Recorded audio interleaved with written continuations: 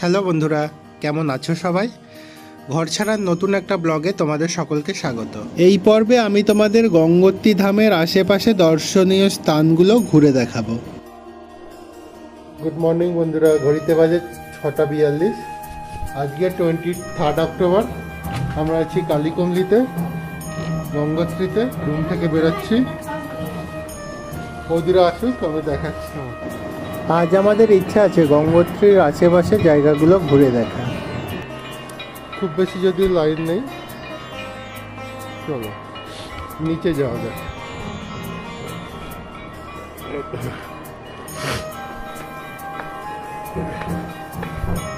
এই যে কালীকুমলি ধর্মশালা।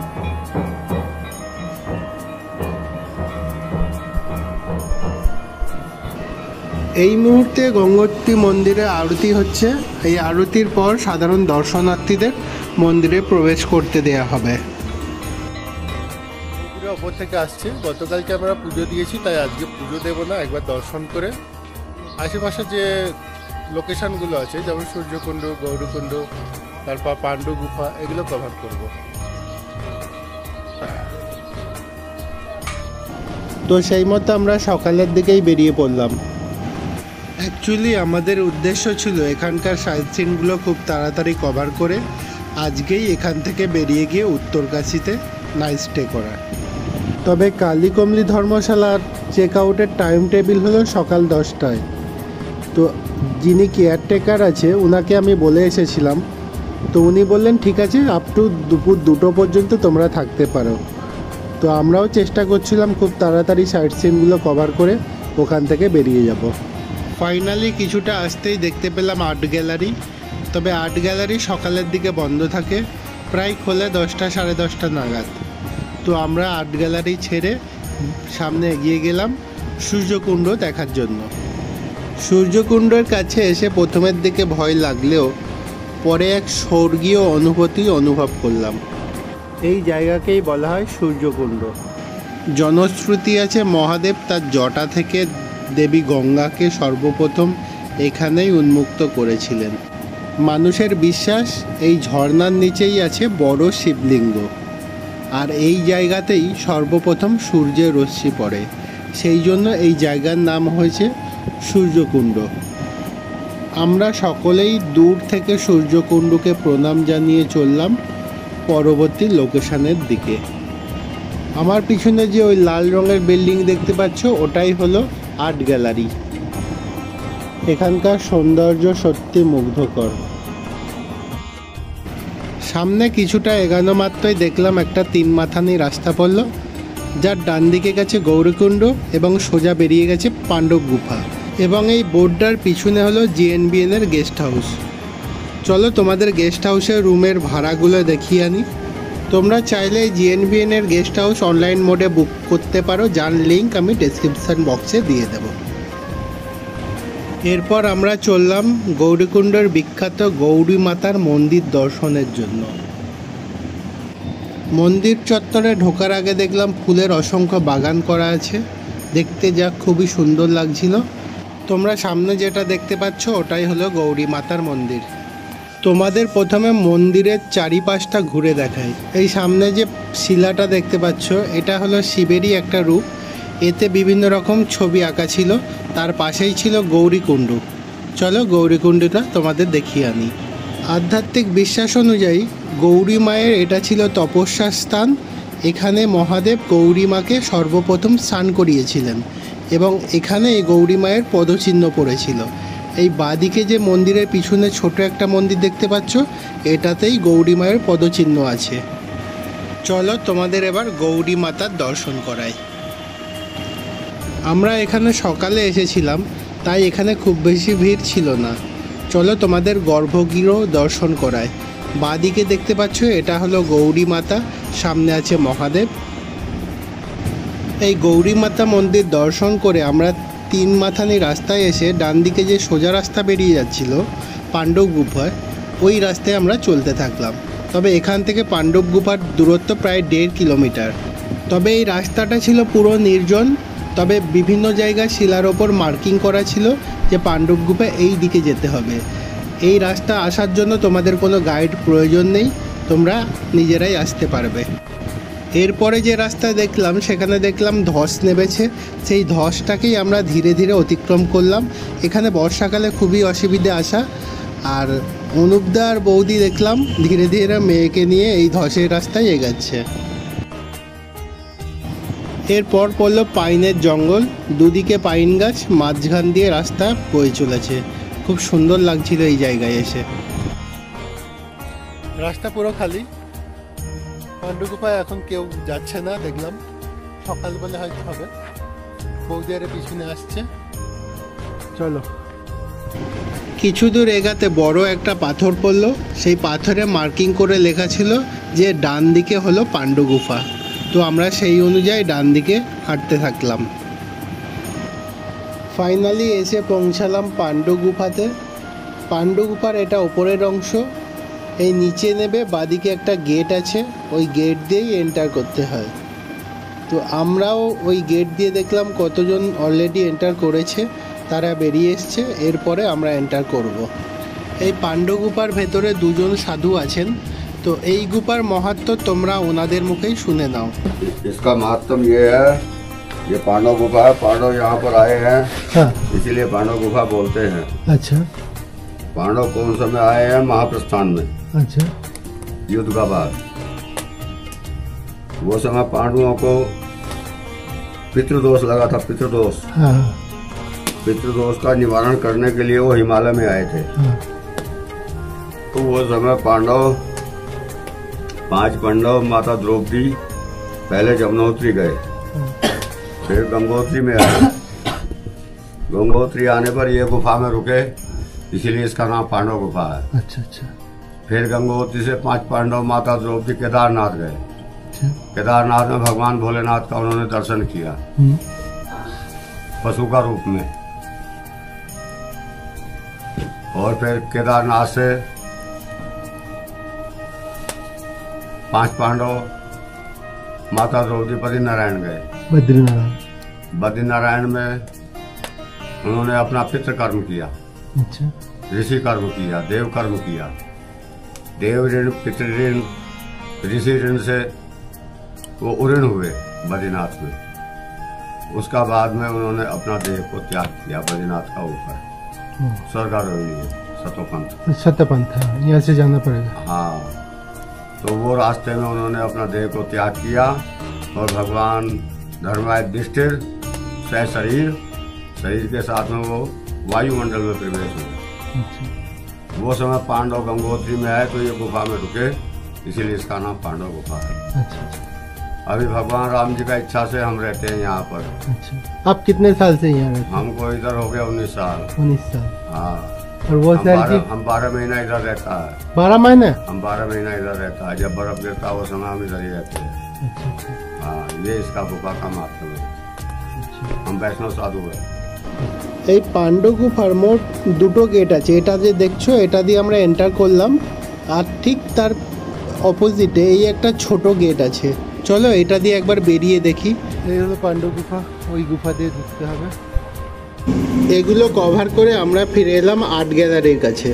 ঘড়িতে এখন বাজে 9:15, তবে আর্ট গ্যালারি খোলার কথা 10টা থেকে। জানি না ভেতরে ঢুকতে দেবে কিনা, যদি না দেয় বাইরেটা কভার করেই আমরা ফিরে যাব। এই ডান দিকে যে গার্ড ছিল উনি বললেন যে এখন ভেতরে ঢোকা অ্যালাউ নয়, 10টা বাজলে তবে ভেতরে অ্যালাউ করবে। তো আমি সামনেটা বাইরেটা ভাবলাম কভার করে বেরিয়ে যাব। তো চলো সামনেটা কি আছে একবার দেখে নিই। এই আর্ট গ্যালারির ভেতরে এন্টার করার জন্য একটা টিকিট করতে হয়, সেটা তুমি পেমেন্ট অনলাইন মোডেও পে করতে পারো। এটা মেন গেট, এর পাশেই আছে আর্ট গ্যালারির অফিস। তাতে টাইম দেওয়া আছে 10টা থেকে 1টা, 2টো থেকে 6টা। তো এখন বাজে 9:20। এখন আর্ট গ্যালারি খোলেনি, আমাদের ভেতরে এন্টার করতে হলে প্রায় আধা ঘন্টা অপেক্ষা করতে হবে। তাই আমরা সিদ্ধান্ত নিলাম অপেক্ষা না করে চলো গঙ্গোত্রী মন্দিরের দিকে যাওয়া যাক।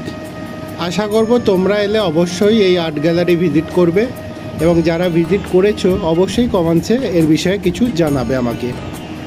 এরপর আমরা গঙ্গোত্রীর পাশে যে গঙ্গা বয়ে চলেছে সেই গঙ্গার ধারে এসে উপস্থিত হলাম। এই জল প্রচণ্ড ঠান্ডা।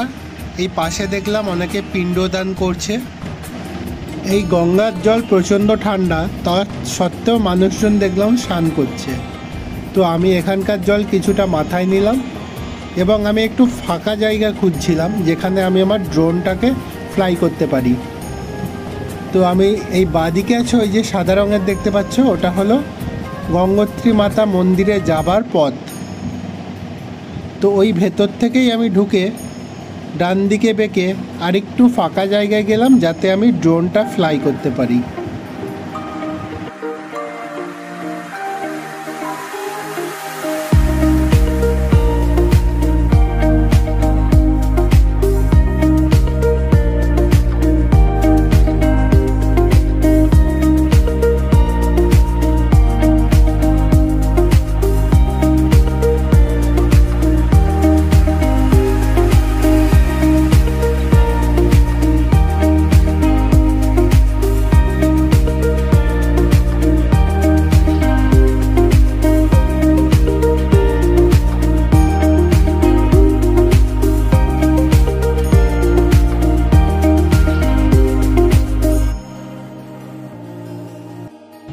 ফাইনালি আমি ড্রোন ফ্লাই করার পরে গিয়ে পৌঁছালাম মন্দির চত্বরে। মন্দির চত্বরে যথেষ্ট ভিড় ছিল।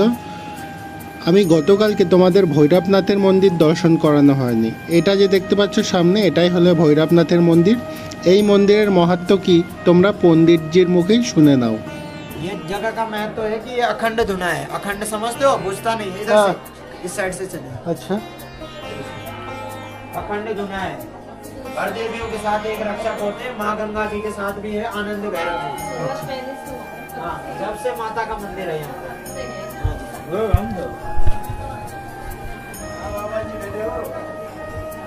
ठीक है आप? ये गंगा माता मंदिर के सीधा ही है। ये अखंड धुना है भैरव बाबा का। ये कभी बुझता नहीं। बुझता नहीं है। हम लोग इसमें लकड़ी डालते रहते हैं, 12 महीने जलता रहता है। विंटर पे भी चलता है? विंटर पे भी चलता है। हमारे मंदिर के कर्मचारी, एक पुजारी यहाँ पे आपको हमेशा मिलेंगे। তো ভৈরবনাথের মন্দির থেকে আমরা সবাই টিকা লাগালাম এবং চললাম মন্দির চত্বরের দিকে। দেখলাম অসংখ্য মানুষ গঙ্গোত্রী মাতার দর্শনের জন্য লাইনে দাঁড়িয়ে আছে। আমরাও শেষবারের মতো গঙ্গোত্রী মাতার দর্শন করে নিলাম বাইরে থেকেই। এই মন্দিরের আশেপাশে যে মন্দিরগুলো আছে, গতকালকে এই বাদিক থেকে আমরা প্রসাদ নিয়েছিলাম, তার পাশেই আছে হনুমানজির মন্দির এবং তারই ডান দিকে আছে, অর্থাৎ গঙ্গোত্রী মাতা মন্দিরের বাদিকে আছে শিব মন্দির। আর বাদিকে তোমাদের আমি সেই গঙ্গার ঘাটে যাওয়ার জন্য যে রাস্তাটা দেখিয়েছিলাম, এটা হলো সেই রাস্তাটা। চলো আমরা মহাদেবকে দর্শন করে আসি।